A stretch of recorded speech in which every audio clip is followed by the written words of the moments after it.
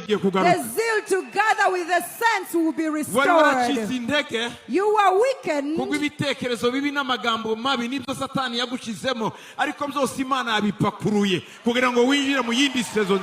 are weakened because of the bad thoughts the devil put in you, but God is reviving that in your life. The second thing, the way God will pay attention to your life is through recovery.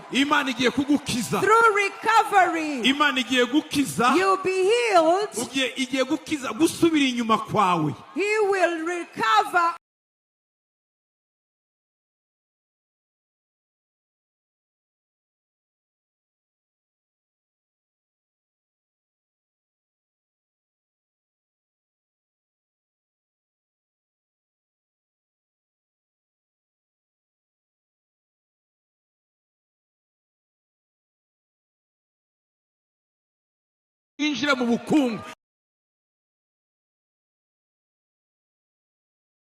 Recovery that you have dwelt in for long in your poverty.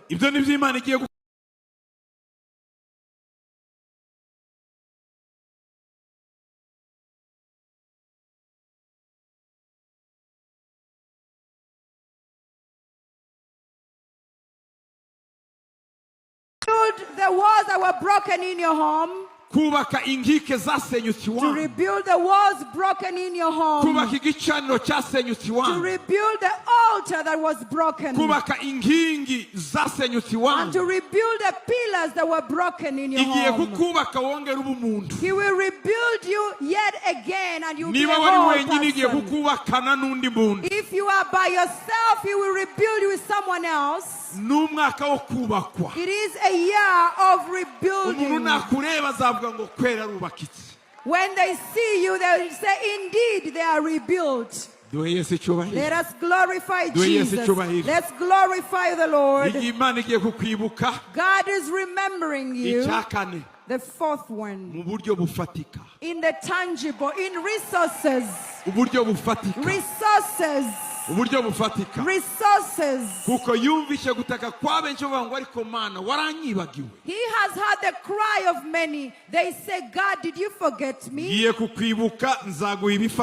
I will give you resources in this year.